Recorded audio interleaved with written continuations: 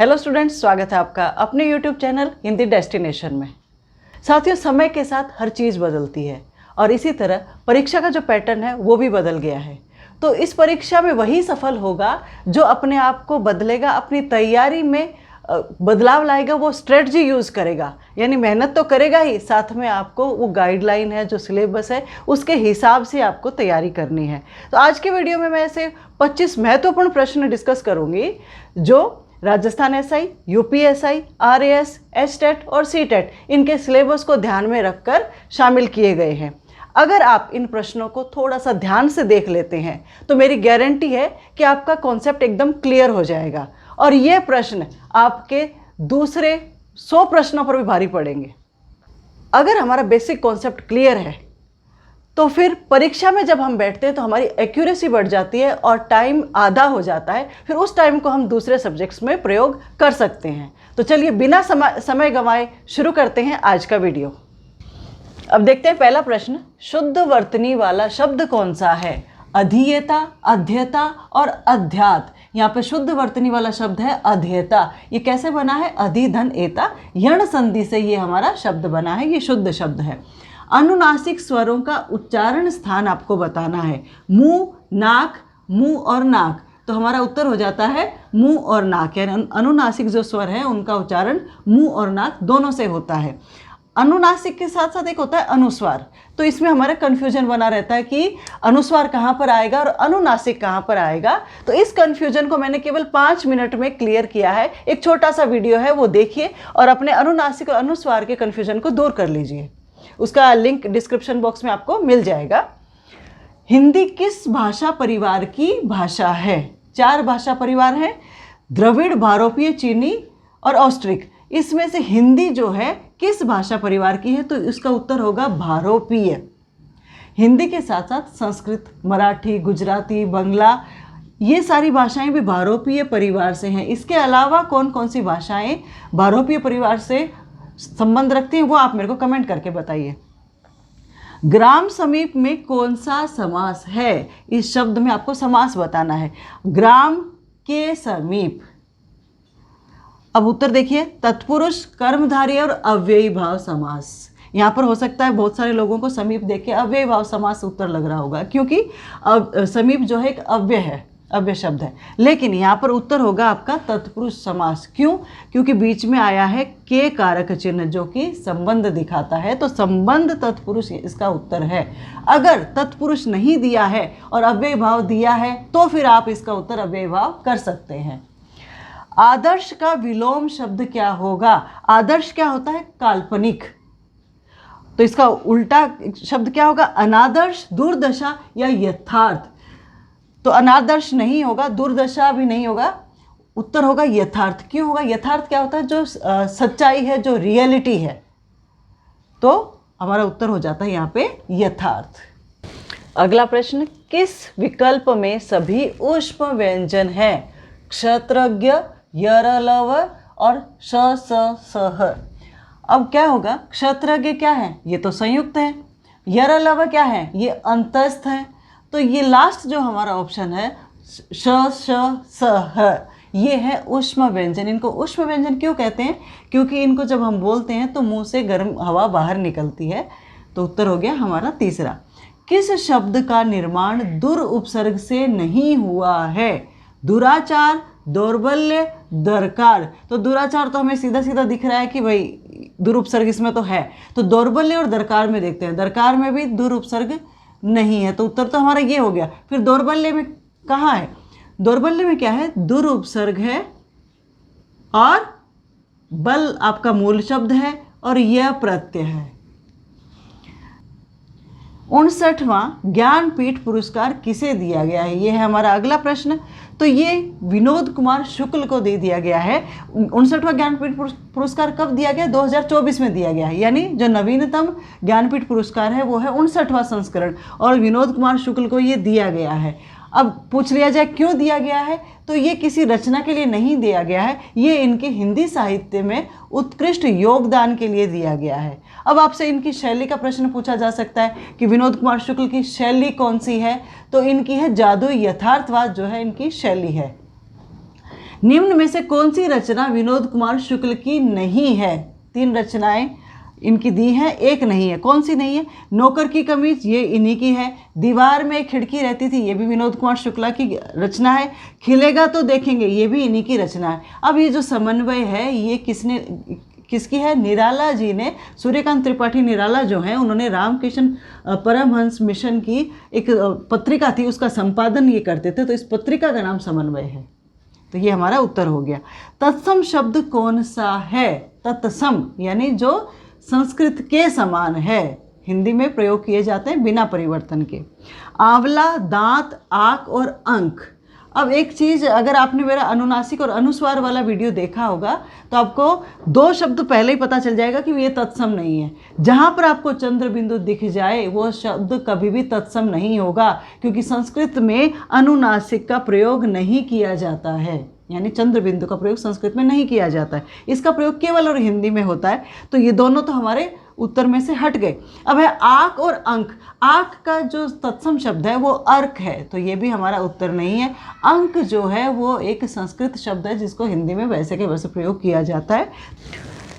शुद्ध वाक्य चुनिए। वह घर को जा रहा है, उसे रस्सी में बांधकर ले गए, संसद में कानून व्यवस्था पर बहस हुई, यह दवा रोग समूल से नष्ट करती है। रोग को समूल से नष्ट करती है। अब इसमें क्या है? वह घर को जा रहा है, तो यहाँ पर इसकी ज़रूरत नहीं है, वह घर जा रहा है, सही होगा। उसे रस्सी में बांध कर ले गए, रस्सी में नहीं आएगा, रस्सी से आएगा। संसद में कानून व्यवस्था पर बहस हुई, ये हमारा उत्तर सही हो जाता है। और यह दवा रोग को समूल नष्ट करती है, तो से की भी आवश्यकता नहीं है। अगला है, किस शब्द में सु उपसर्ग नहीं है? नहीं पर हमेशा ध्यान दीजिए। स्वस्थ, सुलेख, सुविचार, सुगम, ये तो उत्तर एकदम क्लियर हमें दिख रहा है। यहाँ पर सुलेख में, सुविचार और सुगम इन तीनों में है।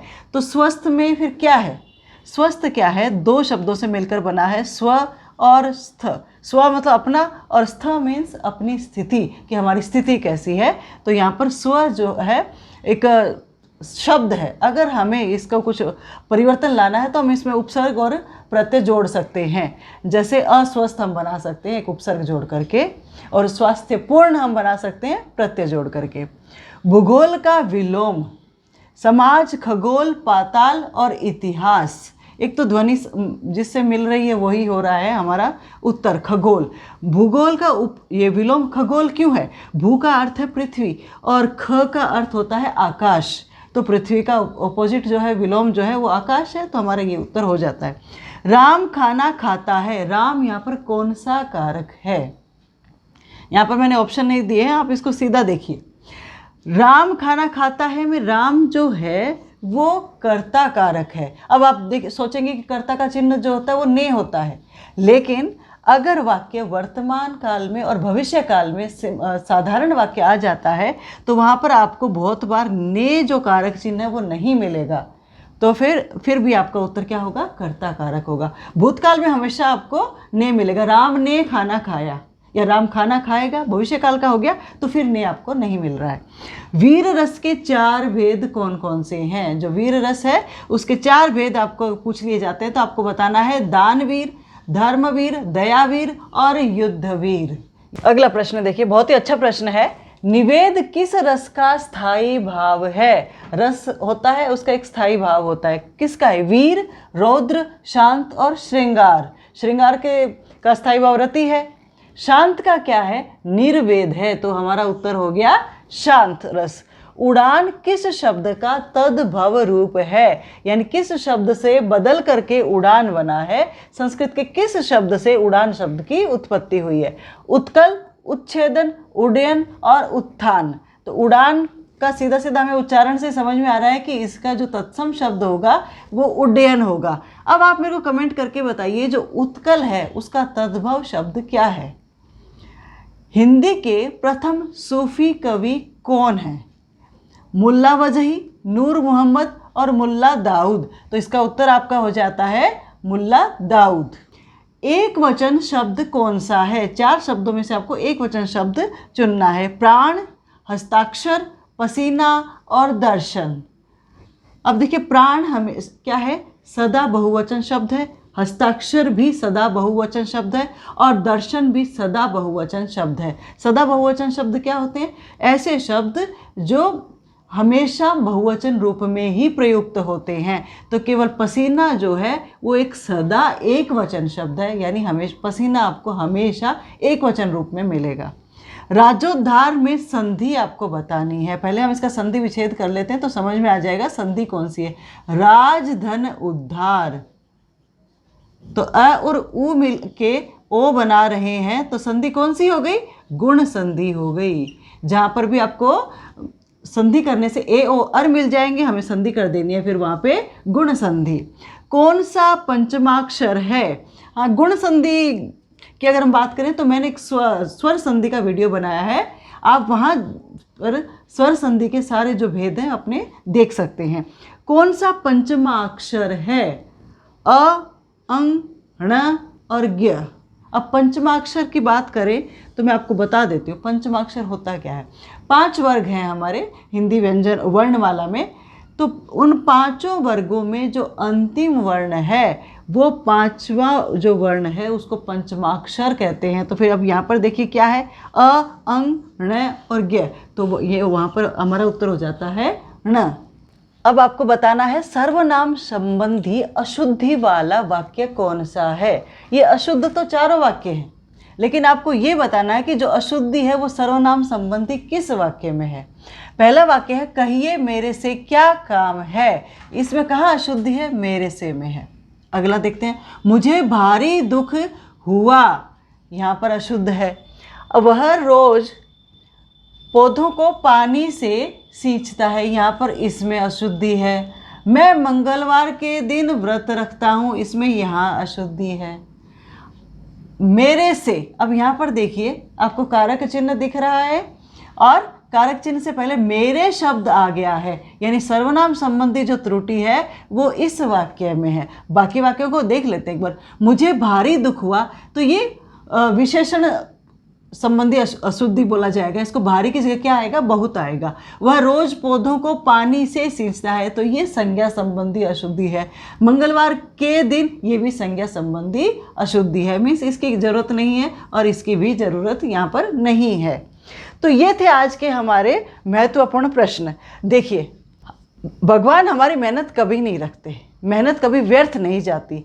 हर एक दिन की जो आपकी प्रैक्टिस है वो आपको सफलता की ओर ले जाती है। अगर वीडियो अच्छा लगा तो अपने दोस्तों के साथ शेयर कीजिए, लाइक कीजिए और सब्सक्राइब करना मत भूलिए। तो मिलते हैं अगले वीडियो में नए प्रश्नों के साथ। धन्यवाद।